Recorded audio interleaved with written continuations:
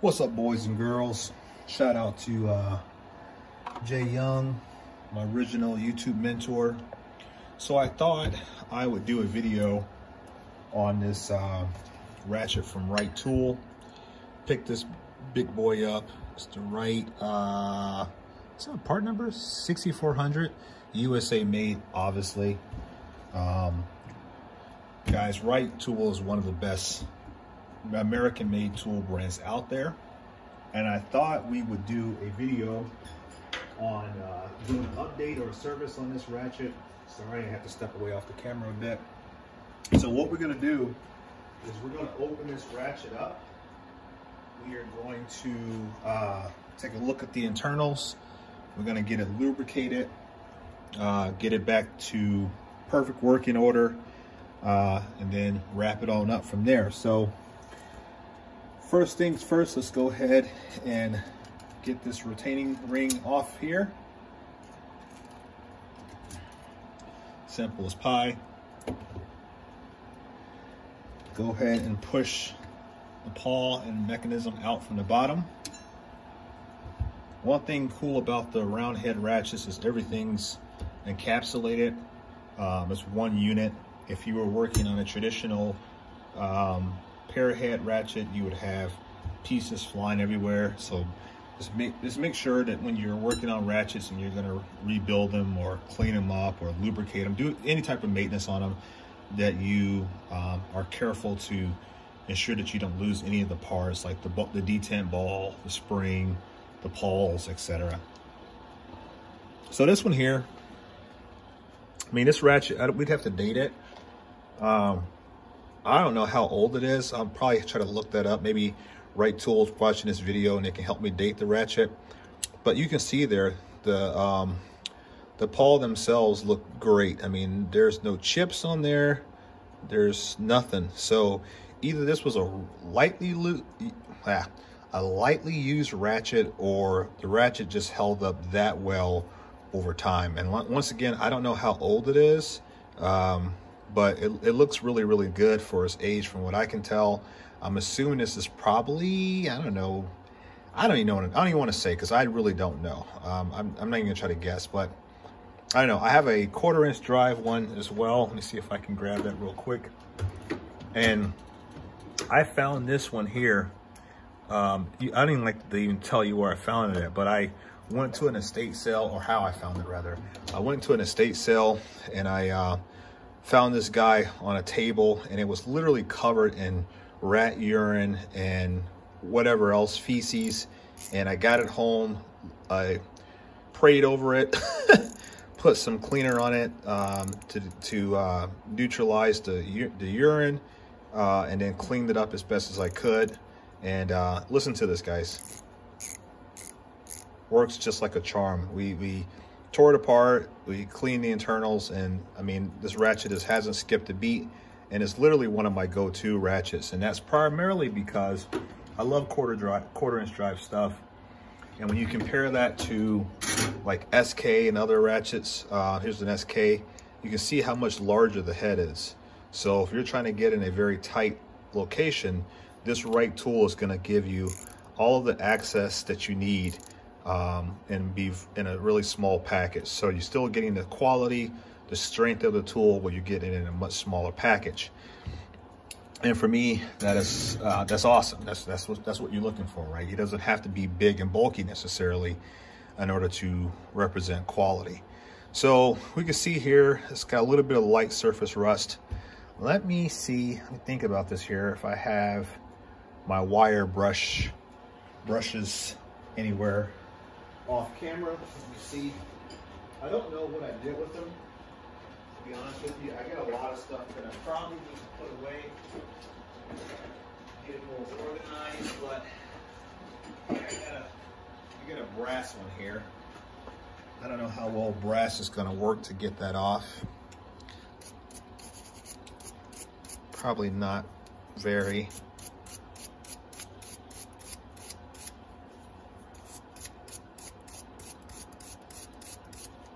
Then again,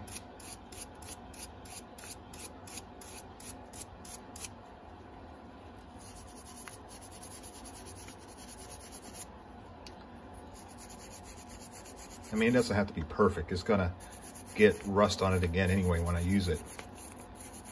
But for the sake of this video, I thought to clean it up a little bit. And that looks a lot better. I mean, for a little bit of time we spent on cleaning that up. Let me see if I got something to wipe it down with. Once again, off camera. Sorry about that.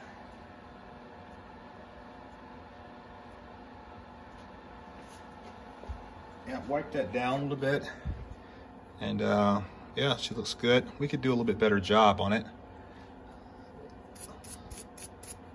I'm not gonna spend too much time doing this. This is not informational. But we could clean it up a little bit more and get some more of that surface rust off.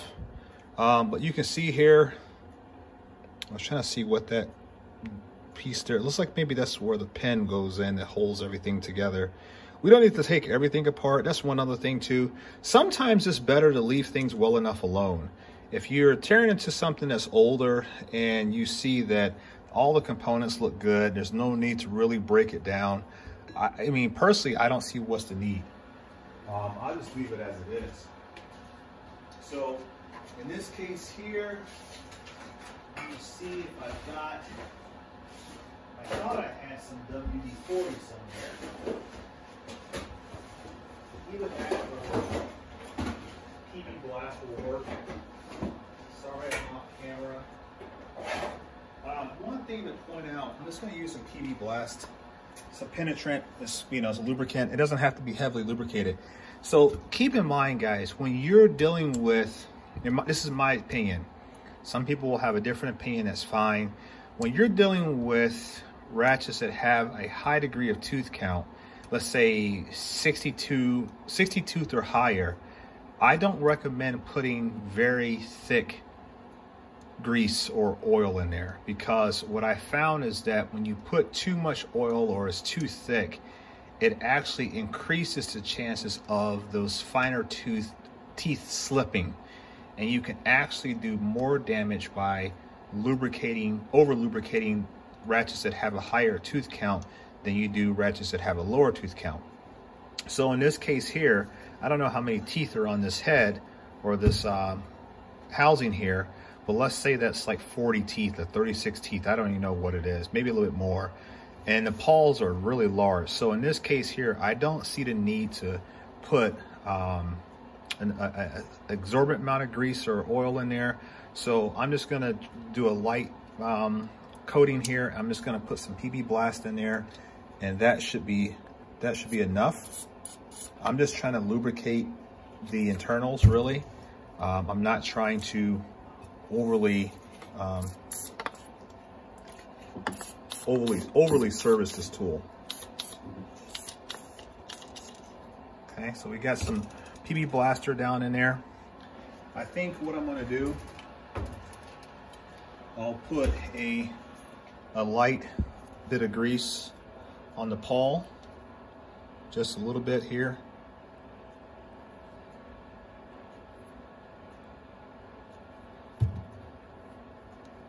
And keep in mind, we've got that PB Blast down into the internals there. That's great because it's going to penetrate deeper. It's a lighter fluid, so more viscous. So therefore, it's going to seep into the areas that grease may not ordinarily get to. So let's look at the teeth on the housing itself. They don't appear worn down, or at least excessively worn. There are a few little flat spots that I would quantify as or qualify as a flat spot there. But virtually, sorry about that, guys, hit the camera. But virtually, it looks pretty good. I don't see anything of major concern. Certainly no chipped teeth. Hopefully I haven't missed a tooth. But certainly no chipped teeth, which is good. Looks really, really nice, really clean for what I believe to be somewhat of the age. So that being said, she is as cleaned up as I need her to be. It doesn't need to be anything excessive. So we're just simply gonna drop the head back into the housing, what I refer to as the housing. Sometimes you have to put those in neutral, meaning that when you put them in, you want the, I'll just show you. Sometimes you put them in neutral, sometimes you just kind of find the middle point between there where it's flush, and then it's easier to simply drop it in like so. Actually, I want to flip this over. I like for the mechanism to be on the same side as the writing, just how I like it. And that's in there now. So we take our retaining ring here, and if you're really anal about it, you can actually clean this up as well. This would be a great candidate to put on the wire wheel on your bench grinder, and just let that ride for a few minutes, a few seconds really. So we're just gonna go ahead and fit that spring down into that groove. It's now situated in there.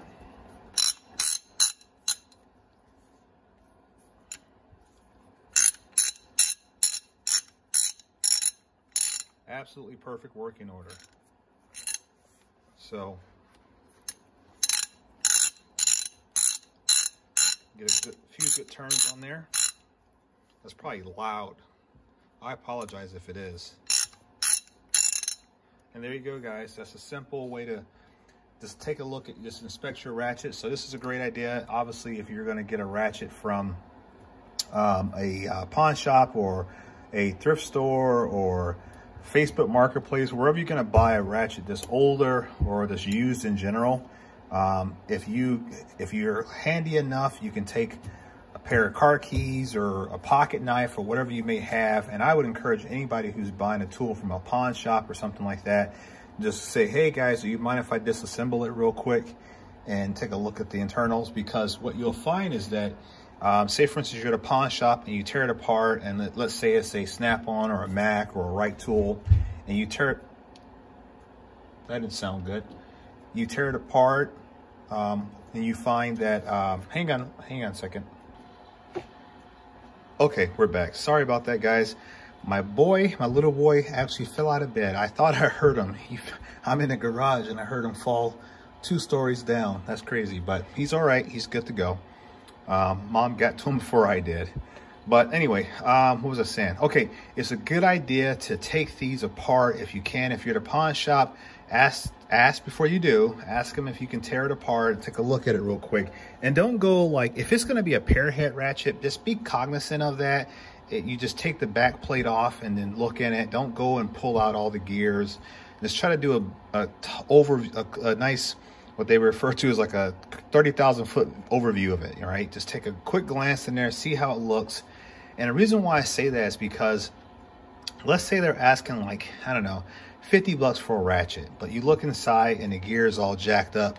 You may be able to use that as a negotiation tactic and get the ratchet down a little bit cheaper. Now, granted, they're lifetime warranty. You can get on a tool truck, or you can reach out to Snap-on or Mac or Wright directly and get it warrantied out that way.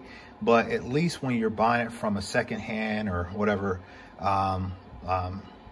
store, you can use that as a negotiation tactic, hopefully, to get it for a little bit cheaper price. And that may work out. Sometimes it will, sometimes it won't. It all depends on who you're dealing with and what type of mood really they're in. So, but that's a great way to do a little bit more negotiation when you're in a pawn shop.